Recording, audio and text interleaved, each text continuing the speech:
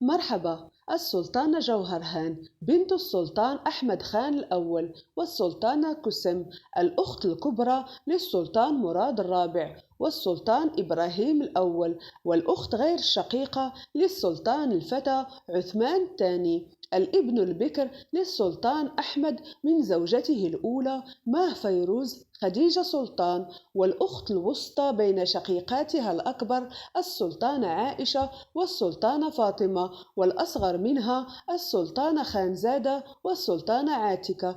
ولدت عام 1608 بإسطنبول، وقد كان يوم ولادتها تعيسا جدا وكئيبا على والدتها السلطانة كسم، التي كانت تنتظر أن تنجب أميرا آخر للسلطان أحمد بدل فتاة، مما جعل القصر يعج بأجواء الحزن. فالسلطانة كسم لم تفرح كثيرا لولادتها، لذلك لم تقم الأفراح وتوزع الحلويات والهدايا على الجواري والأغوات.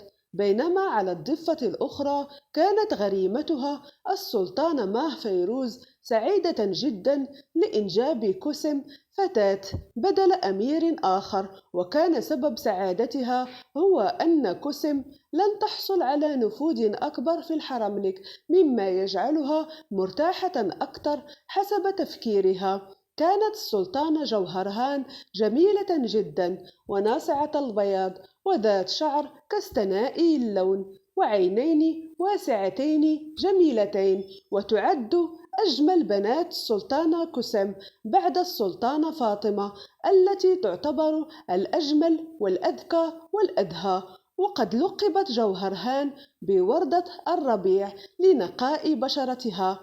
تزوجت السلطانة جوهرهان أول مرة وهي في عمر 11 عاما من الصدر الأعظم للدولة آنذاك أغوز محمد باشا، وأنجبت منه ابنها الوحيد. وبعد وفاته بسبب مرض التيفوس تزوجت للمرة الثانية عام 1624 ميلادية من طوبال رجب باشا الصدر الأعظم للدولة العثمانية، الذي حصل على هذا المنصب غصبا عن السلطان مراد الرابع، حيث أجبره الانكشاريون على تعيينه في المنصب، رغم أن السلطان كان يكرهه ويطلق عليه لقب رئيس الأشقياء، أي المتمردين، لأنه كان سابقا اليد اليمنى لخسرف باشا، الذي كان ظالما وطاغيا يعتمد فقط على إثارة النعرات والفتن، وعلى الانكشاريين أتباعه، حيث كان يحرضهم ضد السلطان مراد، خصوصا بعد أن عزله من منصبه، حيث كان خسرف باشا يخبرهم بأن السلطان مراد عزله لأنه يتعاطف معهم ويدافع عن حقوقهم المشروعة، مما أدى إلى ثورة كبيرة ضد السلطان مراد الرابع تطالبه بإعادته إلى منصبه. لكن السلطان كان يعلم جيدا أن خسرف باشا وراء هذا التمرد، فأمر بقتله فورا، وبعدها أجبر على امتصاص غضب الانكشاريين بتعيين طوبال باشا مكانه. لكن ما لبث أن أعدم هو الآخر بعد ثبوت خيانته ووقوفه وراء الثورة التي وصلت إلى أبواب القصر في محاولة لإرهاب السلطان وإجباره على تنفيذ أوامر الثوار. لكن السلطان مراد الرابع واجههم بقوة وحزم، ورفض تلبية مطالبهم.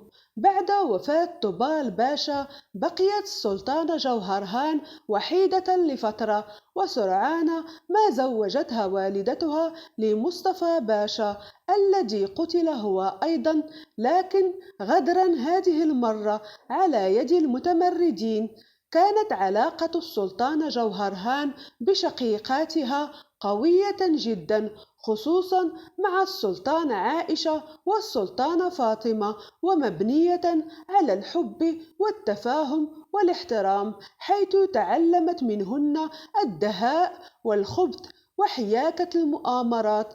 فسيطرن على الحرملك والجواري وموظفي القصر، حيث كن يد كسم اليمنى والطويلة في القصر العثماني، حيث كن يداها وعيناها وأذناها، ولم تكن تثق إلا بهن في تنفيذ المهمات الصعبة والأفخاخ الخبيثة.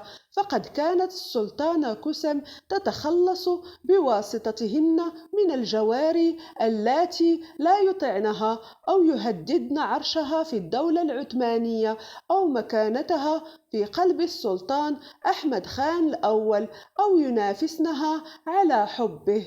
وقد كانت السلطانة جوهرهان مكلفة من طرف السلطانة كسم بشكل خاص بالمهمة الأكثر سرية والأكثر بشاعة في تلك الفترة، إبان حكم أخوها السلطان مراد الرابع، حيث كانت تقتل أبناء شقيقها الصغار الذكور، إما عن طريق التسميم أو عن طريق نقل بعض الأمراض القاتلة لهم التي لا علاج لها مثل الحصبة. وقد تمكنت من قتل 10 أبناء للسلطان مراد الرابع، وهم الأمير أحمد والأمير نعمان والأمير أورهان والأمير حسن والأمير سليمان والأمير محمد والأمير عثمان والأمير علاء الدين والأمير سليم والأمير عبد الحميد.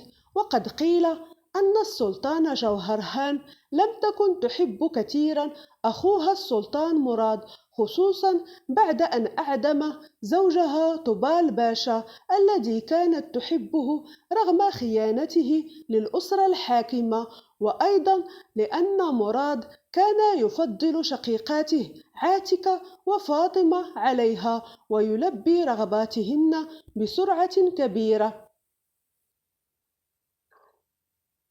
لكن السبب الحقيقي يكمن في ضمان عدم حصول السلطان مراد الرابع على أي وريث للعرش، وبذلك تضمن السلطانة كسم المهووسة بالسلطة والتي تحب السيطرة على الحكم وصول ابنها إبراهيم الأول للعرش، بهدف تأمين بقائها هي أيضا لمدة أطول في الحكم، إما نائبة للسلطنة أو سلطانة خصوصا بعد أن تذوقت طعم السلطة والنفوذ، حيث حكمت كنائبة للسلطنة لمدة 9 سنوات كاملة بعد تولي مراد الحكم وهو صغير بعمر 11 عاما تقريبا، وبذلك تحافظ على تأثيرها في البلاط العثماني.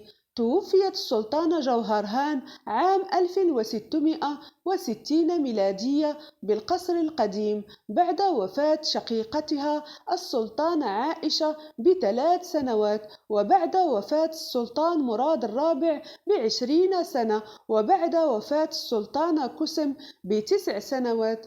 وختاما، المرجو ترك ملاحظاتكم وتعليقاتكم على الفيديو والضغط على زر الإعجاب والجرس والاشتراك بقناتنا ليصلكم كل جديد.